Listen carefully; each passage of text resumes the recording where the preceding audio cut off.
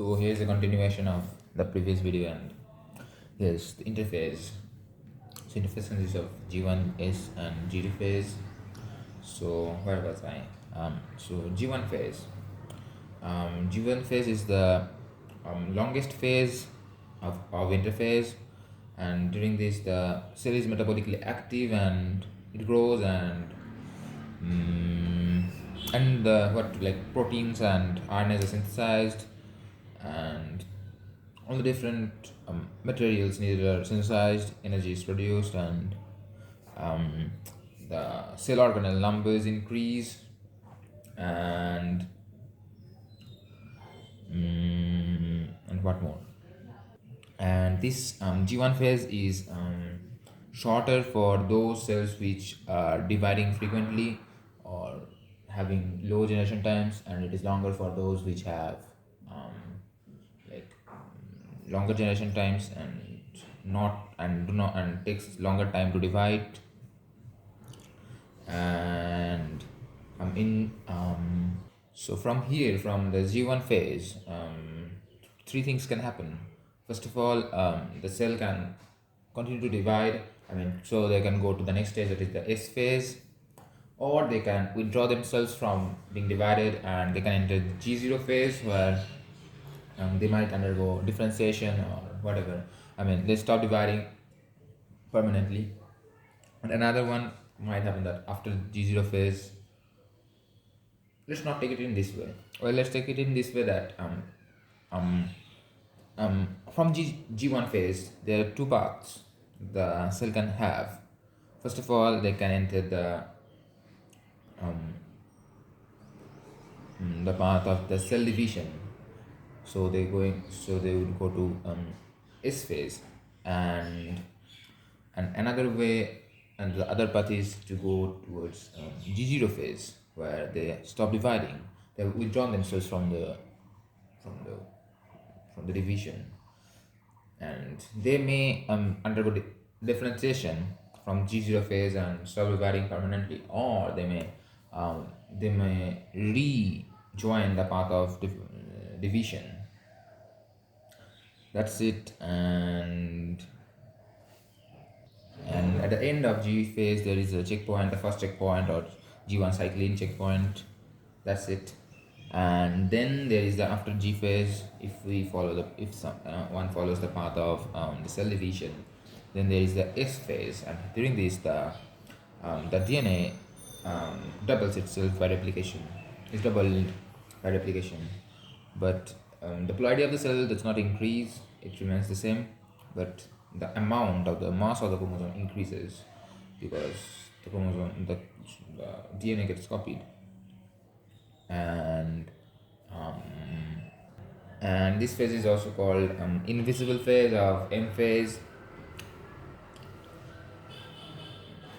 because during this the what is that, the chromosome or the chromatin fibers get prepared, or the DNA get enough DNA is produced, or to do the cell division.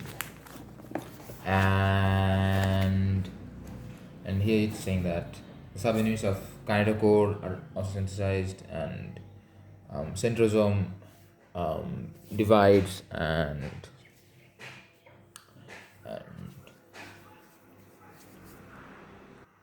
and then there is this G phase. That is the And one thing, the name of G1 phase is also called post mitotic gap phase, and here the phase is called pre mitotic gap phase, because it is happening just before the mitosis. And synthesis of DNA stops out here in this phase, and there are formation of RNAs and proteins that are required, and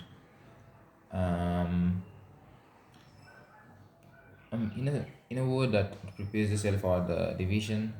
And that's it. And the second checkpoint, that is between the G2 phase and the M phase, is called mitotic cycline. The previous one was I don't remember. Lol. G1 cycline, and here it is mitotic cycline. That's it. And well, let's recap it once again. Actually, while teaching, I was studying. That's sort of thing. Because I've forgotten everything. Well, let's start from the beginning. Well, in case of somatic cells, um, well, here we're studying the cell cycle of the somatic phase of the sorry.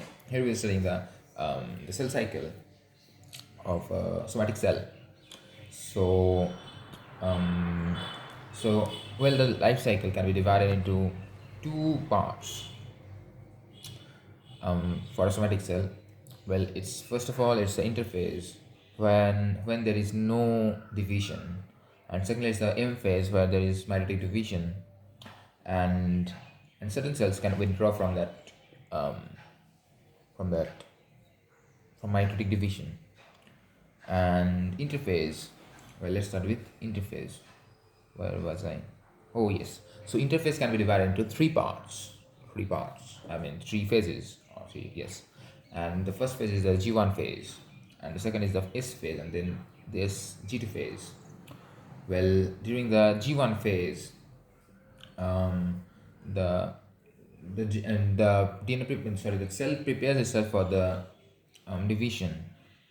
It produces a different it increases its volume, it produces different RNAs and proteins and all that, and then it synthesizes its organelles, and it is metabolically active and it grows.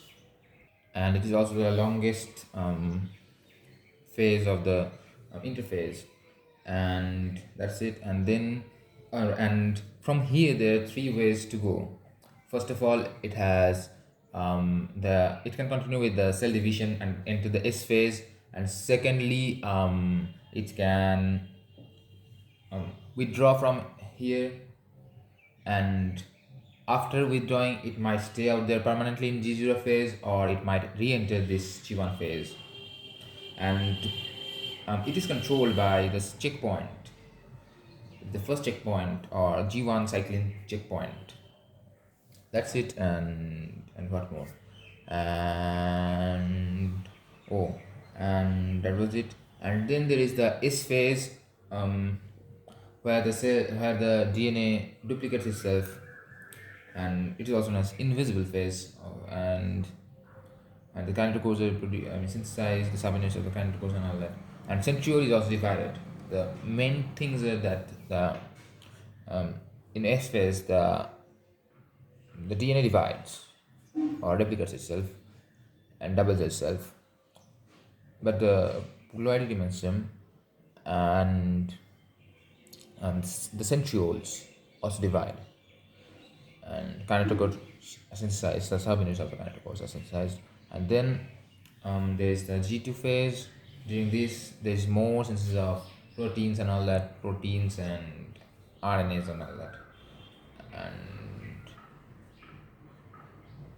and oh, and there is the second checkpoint, or known as a mitotic checkpoint. uh, that's it. And previous one was G1 checkpoint, right? Let me show you. Yeah. Where is it? G1 the first one is also called G1 cycling checkpoint, and this one is also called the second one is also called mitotic checkpoint. So that's it. And what more? Oh, and so next, and let's talk about G0 phase a little bit, and it is also called. Wait, let me focus it a bit. It is also called quotient stage, or that what is it like? It happens when there is non-availability of mitogens, um, and I don't know what mitogens are. Lol. And it happens. It is sort of the withdrawing of the cell from the. It happens when the cell is withdrawn from the normal cell cycle, somatic cell cycle, mitosis, and even then the cells remain metabolically active, and they do not grow, neither do they differentiate. Nothing happens, and they can re, restore themselves into the line of division. Well, that's it. And what more? Where was I? And that was it. Oh, and I think I said a wrong thing out here, that that that cell division, that sorry, that organelles divide or replicate, organelles increase in number during G1 phase. Here it is written that, but I'm searching on internet and every places I can't find that cells or the cell organelles divide or do not divide during the G1 phase. I don't know, but everywhere it's written that the cell division occurs during the G2 phase, and I'm not sure of this, so I'm confused. That's it. And then there is the mitotic phase. Well, mitotic phase can be divided into two parts. That is, first of all, cardiokinesis.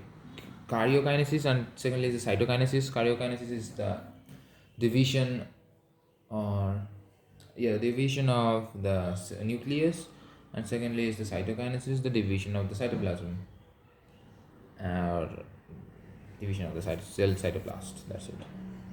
And after this, the mitotic phase, most of the cells do not undergo the same cycle in humans, and they um, they grow in size and differentiate to perform their own jobs and all that.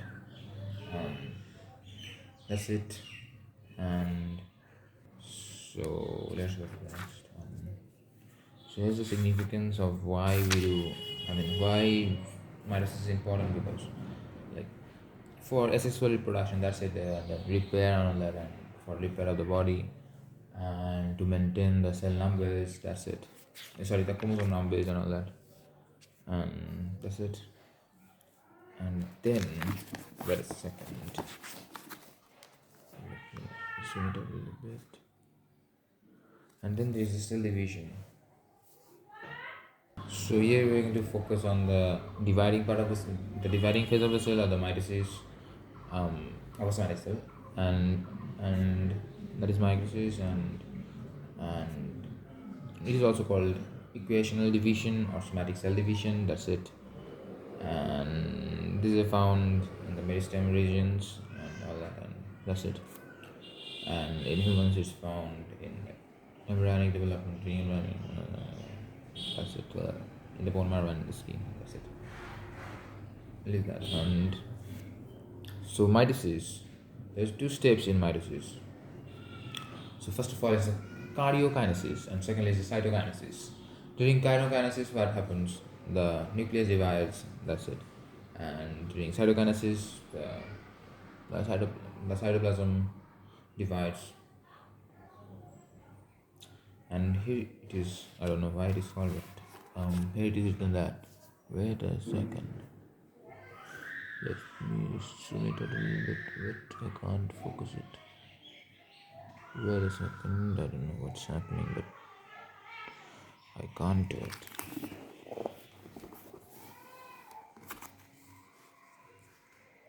I hope it helps.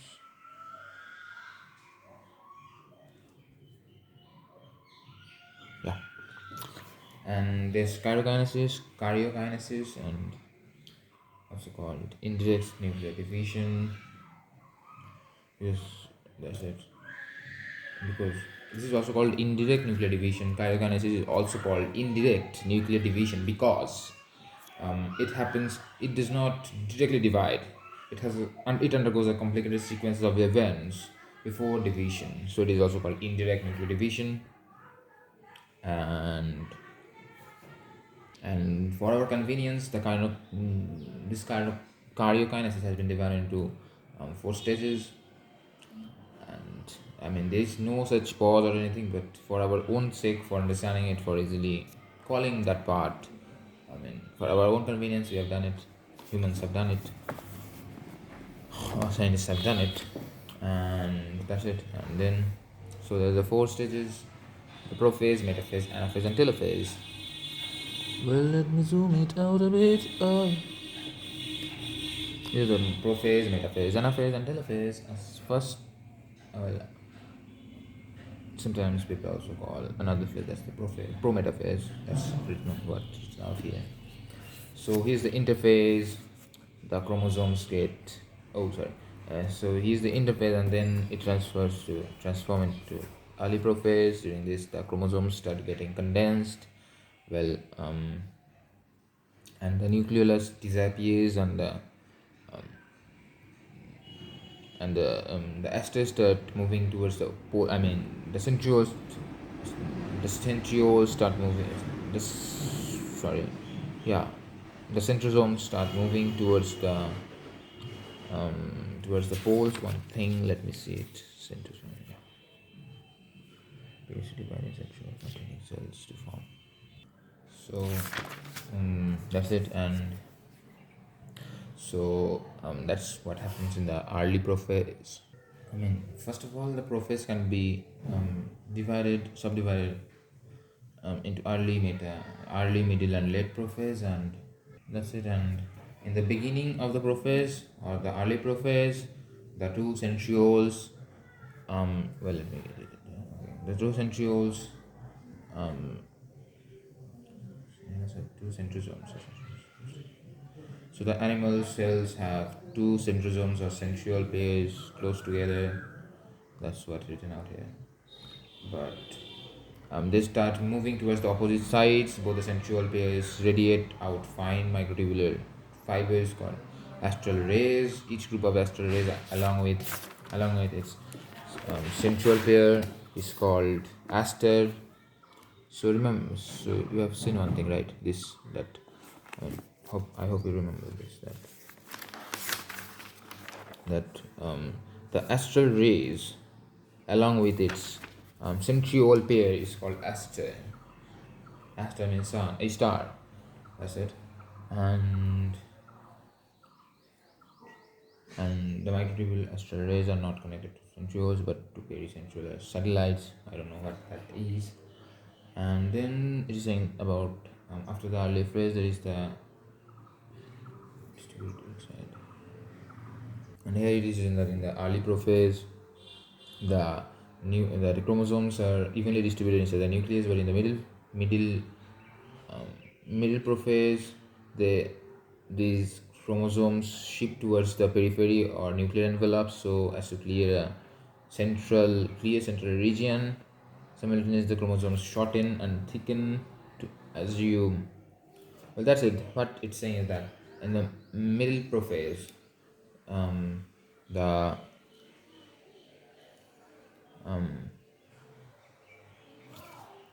so that is it. I mean, during the middle prophase, the chromosomes shift towards the periphery, the chromatins shift towards the periphery and start thickening out, condense themselves, and at the end, what happens is that they form chromatids and are joined at these chromatids are joined at the centromere, and nucleolus can be found, or nuclei could be found. I mean, mini nucleolus, that is the nuclei, can be found attached to many chromosomes, and they appear smaller as compared to that in the interphase nucleus. And in the late prophase, what happens is that so the fine fibers start appearing and the nucleus, and the nucleolus degenerates completely, and by this time the two asters come to lie in the area of future spindle poles. That is, they reach the different the opposite poles, and in plant cells it is saying that it is formed without an aster. The spindle poles are formed without an aster because there's no centrioles, and the spindle poles begin to connect by that's it. Well, I myself am bored, so let's study later. That's it. I mean, see you on the next video. Continuation of this, most probably. Let's see.